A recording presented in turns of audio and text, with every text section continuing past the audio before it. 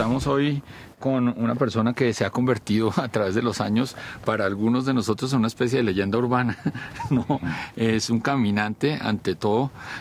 Yo siempre le tomo el pelo por el Facebook diciéndole que es un moderno caballero andante. No, la verdad es que Álvaro Moreno pues es un biólogo que se convirtió en artista y ha caminado desde pequeño, ¿no? Digamos que el eje de tantas actividades en arte y ciencia que yo he hecho es el caminar. El caminar permite no solamente avanzar en el espacio como medio de locomoción, sino es un medio de percepción, un medio de conocimiento que permite releer e interpretar la ciudad o los cerros de otra manera completamente propia. Del caminar, por ejemplo, se me ocurre rescatar la idea de que las cosas obvias son las más difíciles, porque caminar es tan natural y tan familiar para todo el mundo que la gente no lo aprecia. Entonces, los niños ya casi no caminan.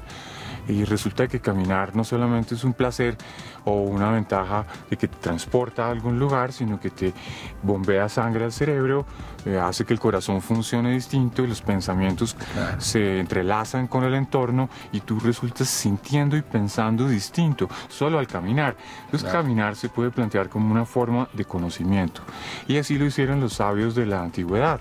O sea, los grandes maestros de filosofía desde la Grecia antes de Platón y Aristóteles hasta llegar a los fundadores de la ciencia moderna, todo el tiempo fueron grandes caminantes y no lo hicieron por hobby, lo hicieron porque era su manera de observar la naturaleza y de conocer el planeta. Me gustaría que nos hablaras también un poquito acerca de tu experiencia personal y cómo ese arte que no tiene que ver tanto como un objeto ni eso que hablábamos antes, sino con lo que está pasando, lo que está ocurriendo en tu mente en el momento en que vas caminando y el entorno, etcétera. Sí, en la antigüedad caminar fue tan importante que llegó a constituirse como la base misma del conocimiento experimental avanzado.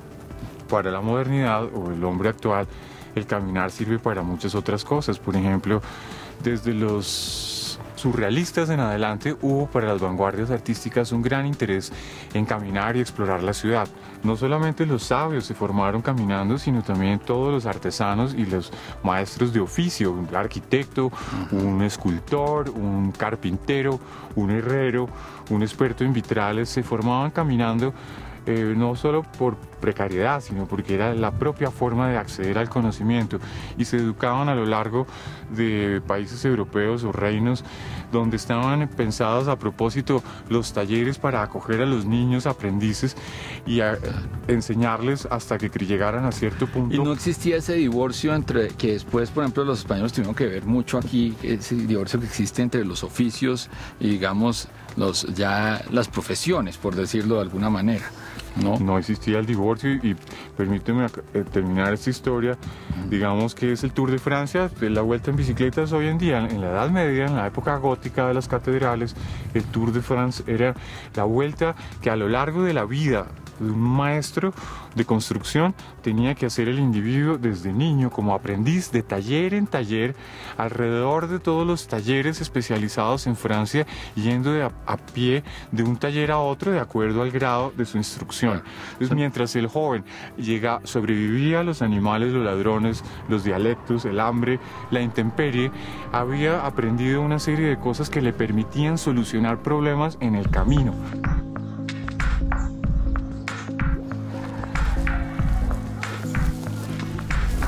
Bonito todo este bosque. Bueno, Álvaro, yo sé que tú empezaste con la cosa del graffiti, también hiciste cosas bastante sui generis como escalar edificios y otra clase de cosas en Bogotá. Me gustaría que habláramos todo acerca de todo ese recorrido urbano, toda la cosa del arte urbano. ¿Qué nos puedes contar? Bueno, que ahí la inquietud fue desde el principio cómo intervenir, es decir, desde el arte, el reto de no terminar haciendo cositas bonitas, empanadas, pasteles, colgandejos, mercancía.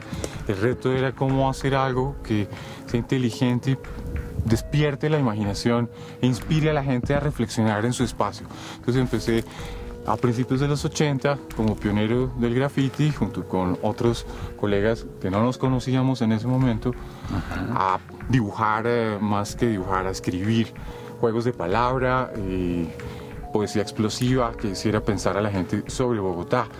Entonces me di cuenta que eso es funcional, que la gente lo recibió muy bien, cambió un poco la cultura. Y también en una época donde no se veía eso. En los 80 se creó un movimiento entero de graffiti textual. Hoy en día graffiti es otra cosa. Claro. Es un muralismo, es una cuestión figurativa, pictórica, Sí. Que no siempre es política. En cambio, en los 80 fue eminentemente poética y política, Ajá. donde el reto estaba en el lenguaje para ayudar a pensar y a inspirar otros sentimientos urbanos. Entonces, en esa misma tónica se me ocurrió traer la escalada, pues por ser montañista y estar siempre explorando, digamos, la dimensión vertical en las montañas, traer la escalada a los edificios y poder hacer visible lo evidente, y es la vertical, cómo los cuerpos humanos están encerrados en esas torres, y al hacerlo por fuera, un descenso, una escalada puede adquirir una connotación distinta al cuerpo humano y la ciudad misma. Se lee el entorno de otra manera. Entonces ahí había un experimento entre performance y Hiciste también otro tipo de cosas, como pues me acuerdo ahorita lo de la playa, por ejemplo, en la carrera 11 con 92 fue. ¿Y por qué nos hablas acerca de todo esto que has hecho también con tus alumnos? ¿No? Entonces, la Universidad de los Andes me invitó en el año 2000 a ser profesor de unos nuevos talleres en artes del tiempo dedicados a las artes vivas, donde la intervención cabe perfectamente. Entonces, por parte de mis estudiantes se hicieron proyectos importantes en la universidad y afuera. Uno de ellos fue intervenir un cruce en la 11 con 92, una mañana cualquiera. En la madrugada llegó una volqueta, descargó su arena en ese islote de zona verde, y llegaron pelados y se tomaron esto como una playa, con todas las sillas y los paraguas, el bronceador, el cóctel, y vivieron el lugar de verdad como en una playa. No tuvieron que actuar porque se lo gozaron, y fue como una doble impresión para los transeúntes y los pasajeros de los buses, pero también para ellos. Pues una especie de collage en donde la realidad es intervenida con una especie de otra realidad paralela o fantasía, que hace que la operación es como un collage. Tú tienes la carrera 11 con 92 en su contexto cotidiano, pero es una cotidianidad invisible donde todo el mundo la vive y la sufre en silencio. Cuando la intervienes, haces visible esa cuestión silenciosa, y la gente empieza a descubrir y a mirar otros ángulos de aquello que le pertenece, y se preguntan: ¿qué hacen esos chicos en vestido de baño a estas horas del día en esta ciudad? Y a la vez los chicos en vestido de baño se preguntan: ¿qué hacen estas masas humanas encerrados entre estos buses y yendo al trabajo? ¿Y por qué nos miran así? Entonces se crea un extrañamiento, un efecto de sorpresa y de distancia, que hace que la gente piense, se despierte y empiece a descubrir otros sentidos urbanos. Por ahí va la cosa. Claro, bueno, y aquí hay mucho contacto con la gente, pero después, cuando ya tú empiezas a andar en bicicleta, digamos que puede haber un contacto virtual. No sé si eso tiene que ver, ¿no? La decisión de salir ya hacia caminos como este, o digamos de estar ya un poco más aislado de la urbe, ¿no? Cuéntanos cómo es ese tránsito hacia allá, o por qué viene ese tránsito.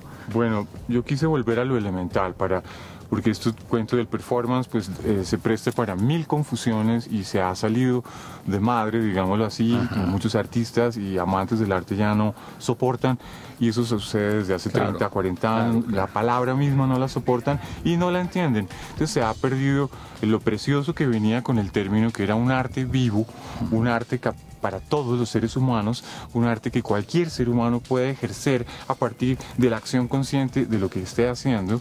Eso se perdió, esa noción, por aquello de la fama y de la especialidad y de la persona idónea. Y de las vanguardias. Yo quise volver... Siempre, pues la gente trata de estar, digamos, dentro del pequeño mundo del arte. Volver a los inicios, dejar la academia a un lado, dejar el establecimiento del arte a un lado, dejar de jugar o pretender que estoy haciendo performance, y volver a descubrir mi ciudad, digamos, con los medios más elementales que estas vanguardias sí nos han dejado. Los situacionistas nos dieron instrumentos prácticos para poder caminar, cosa que suena obvia pero no lo es, poder caminar la ciudad de uno sin perderse o sin llegar al paseo de olla que termina en la tienda de la esquina en torno a la cerveza, que no está mal, pero se trata también de muchas otras cosas. Entonces, los grandes riesgos para un caminante urbano son el paseo, donde se pierde y se diluye en el caos, la ciudad se lo traga. O el otro gran peligro es el guía turístico, que todo te lo tiene organizado. Sí. Esos dos extremos del plan absoluto y del paseo gratuito caótico enajenan la experiencia profunda de un caminante. Entonces los situacionistas proponen la deriva psicogeográfica. Tienen una técnica y tú escoges un territorio, escoges un método de azar y se trata de combinar estos dos mundos, el control y el azar. Como un collage, de manera que tengas algo de azar y algo de objetividad y tú no sepas muy bien para dónde vas ni cómo vas a llegar allá. Creas tus propias reglas de juego con dados, con pirinolas, en ese momento brújulas. ¿Es anárquico? Hay un componente de anarquía, un componente de caos, en el sentido de que tú vas a recorrer Bogotá y no sabes por dónde vas a ir.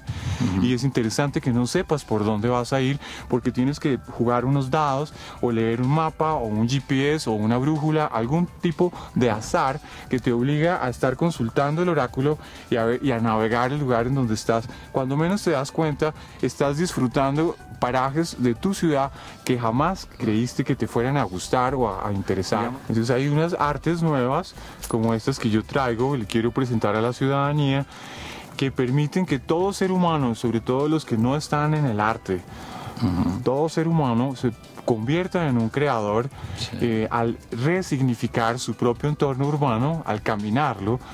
Desde el recorrido mismo lo lee distinto y lo reescribe, lo simboliza de una manera nueva, a través de fotografías, a través de relatos escritos, a través de una grabación de audio, y los temas son infinitos. Entonces cuando la persona acepta el juego, se inventa unas reglas y descubre que puede tener un método para recorrer la ciudad entre esta opción de no solo azar y no solo objetividad, sino una navegación intermedia, la persona sale ganando experiencias, sorpresas, asombro, vuelve a ser un niño, descubre que lo que creía que más conocía no lo conocía bien, vuelve a ver los cerros y sirve para que las personas que están aburridas en su ciudad se vuelvan a entusiasmar con ella, por ejemplo, o para que extranjeros también la exploren de otra manera. El tema es infinito y lleva no solo a la exploración urbana, de las cosas más obvias o de las cosas ocultas. También habría la posibilidad de explorar Bogotá esotérica, Bogotá ancestral, fantasmagórica, pero no hay que ir tan lejos para sorprenderse. Claro, además que no hay que fijar el tema, porque el tema lo destruiría todo de pronto.